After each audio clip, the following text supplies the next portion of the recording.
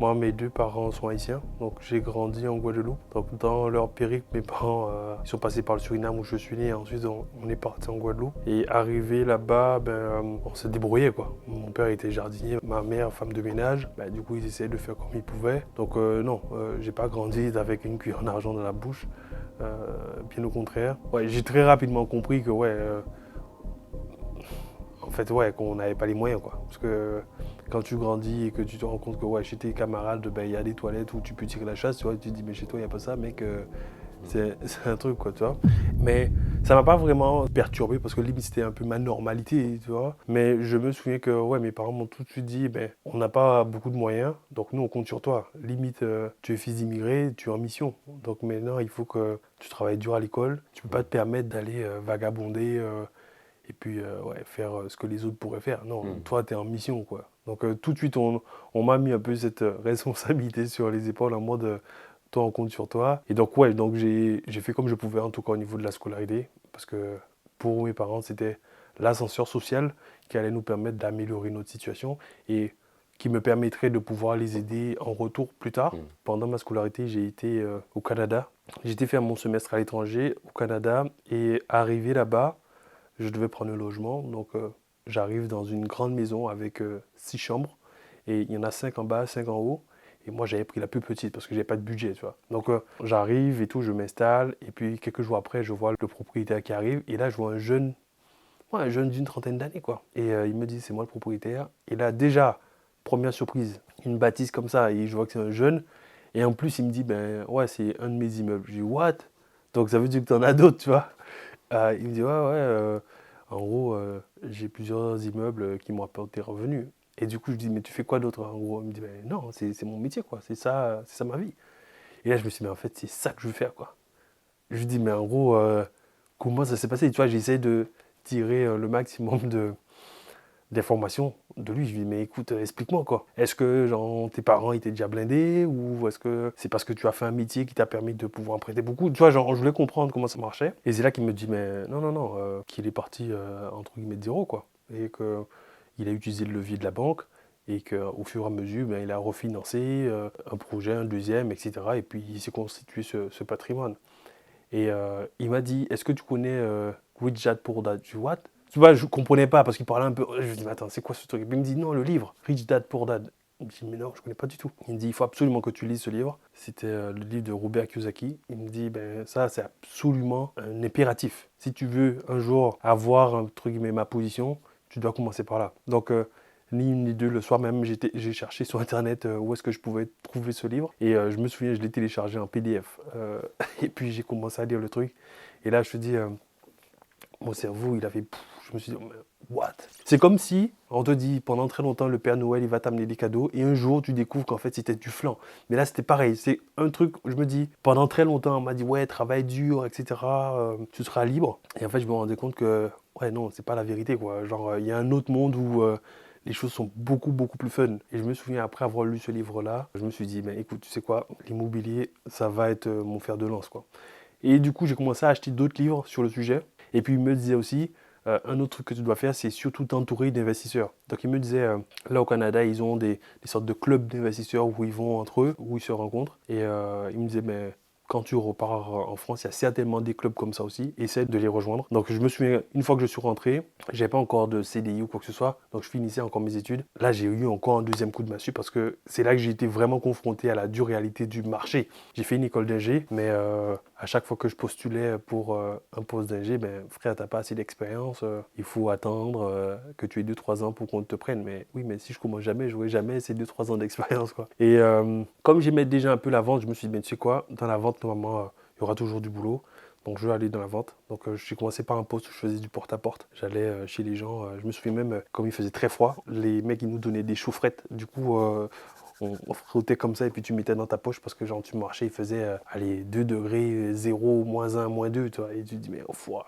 J'ai fait 2-3 jours là-bas, je me suis dit, mais écoute, non, ça, c'est mort. Je peux plus continuer, quoi. Je pouvais pas rester dans ce truc où en gros, je marche dans la pluie, le froid et tout. Je savais que c'était pas fait pour moi. Donc du coup, j'ai cherché un autre poste dans la vente. Bon, j'ai eu après un autre poste où j'ai pu être en CDI, mais en gros, je gagnais pas grand chose, quoi. Pour un mec qui avait fait une école d'ingé, je me suis dit, bon, c'est déjà mieux que rien, parce qu'en gros, mes parents, je vais pas pouvoir leur dire, j'ai pas de moyens, envoyez-moi de l'argent. Déjà, limite, ils attendent que je puisse les aider. Là, limite, ils ont là, bon, ben, t'as eu ton diplôme, quand est-ce que tu commences à nous aider vraiment, quoi, tu vois?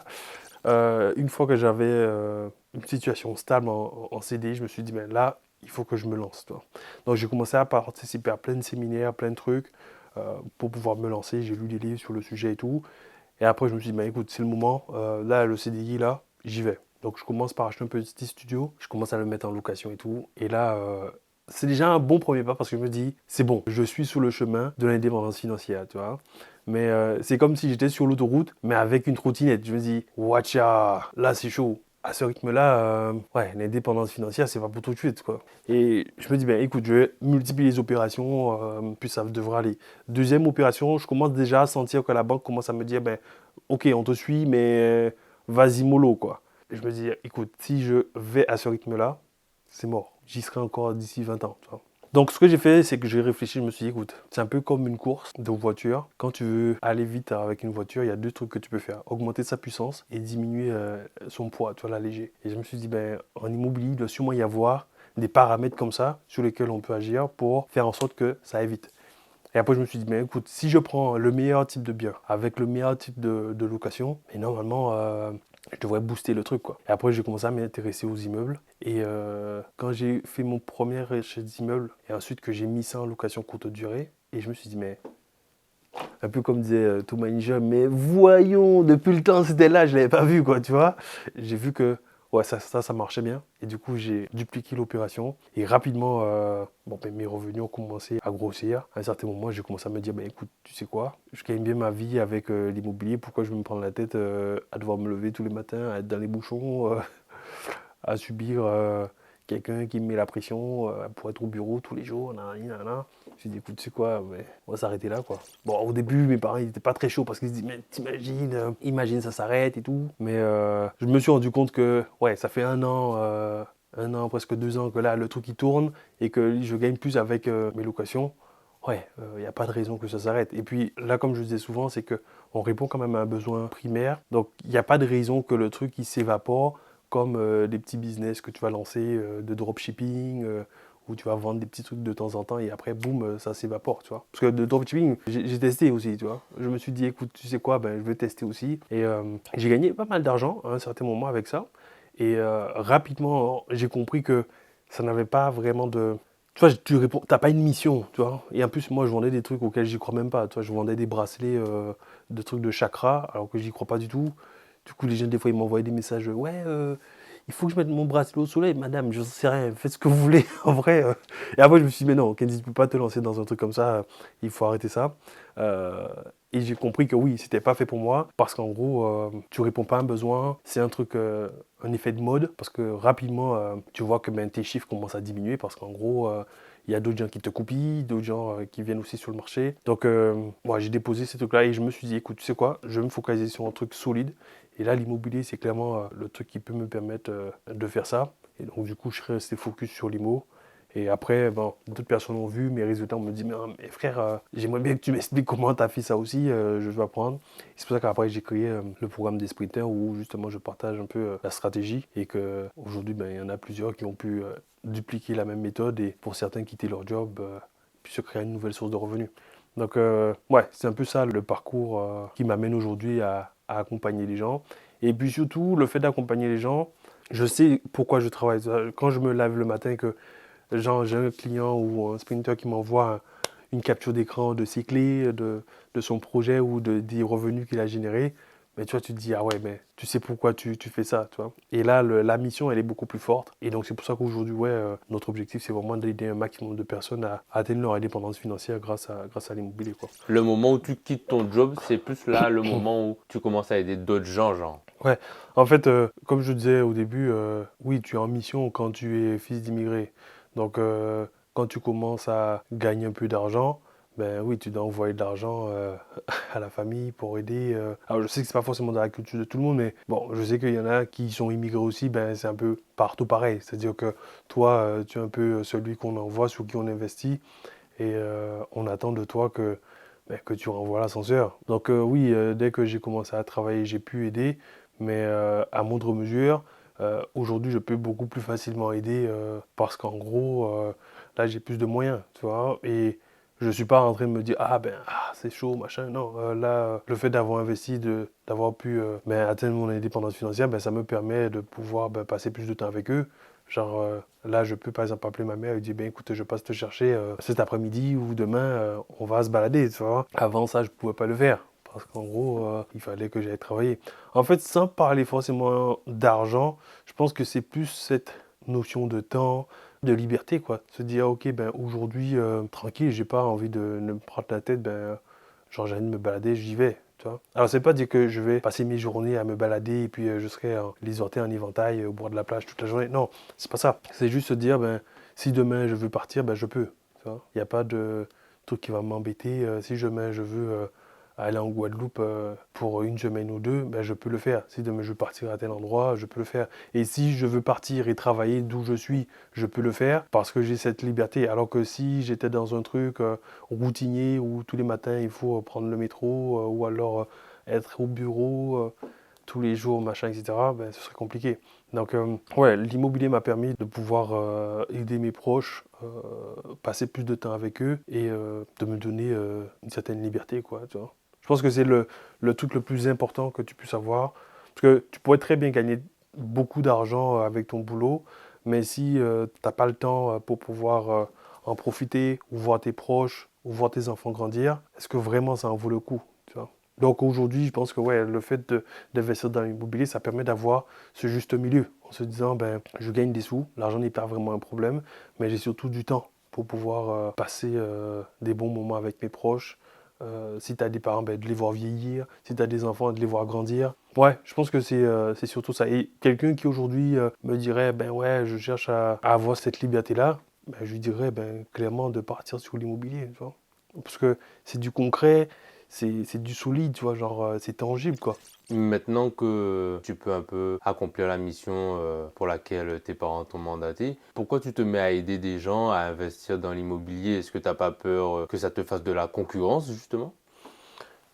De la concurrence, je veux dire oui, non, mais en vrai, t'imagines la quantité de personnes. Moi, je me souviens, quand j'étais plus jeune à l'école, on nous disait, je crois qu'on était 6 milliards, genre 6 milliards et quelques. Là, aujourd'hui, on est quasiment 8 milliards. Donc, tu vois bien que la population fait que grossir. Donc, même si un sprinter ou deux vont avoir un immeuble ou deux en plus, il y aura toujours de la place pour tout le monde. Donc, ça, c'est pas un élément qui me fait peur. Et bien au contraire, faut voir ça un peu comme un système vertueux. C'est-à-dire que quand tu vas sur Uber, pourquoi on va tous sur Uber? C'est parce qu'il y a beaucoup de chauffeurs. Et s'il y a beaucoup de chauffeurs, c'est parce qu'il y a beaucoup de clients, tu vois. Et en fait, l'un ne va pas sur l'autre. S'il n'y a pas beaucoup de clients, il n'y aura plus beaucoup de personnes qui conduisent. Et s'il n'y a plus beaucoup de drivers, le système il s'effondre. Donc plus il va y avoir des conducteurs, plus il va y avoir des clients parce qu'en gros, ils auront un meilleur service. Et l'immobilier, c'est pareil. C'est-à-dire que plus il y aura des gens qui vont louer des biens, et plus justement, par exemple, des plateformes comme Airbnb vont performer. C'est-à-dire qu'aujourd'hui, quelqu'un qui se déplace, il sait que s'il va sur Airbnb, il va trouver un logement. Tu vois. Alors que s'il allait sur Airbnb et qu'il n'y avait pas assez de logements, il n'aurait pas d'intérêt à aller sur cette plateforme et du coup la plateforme même périrait.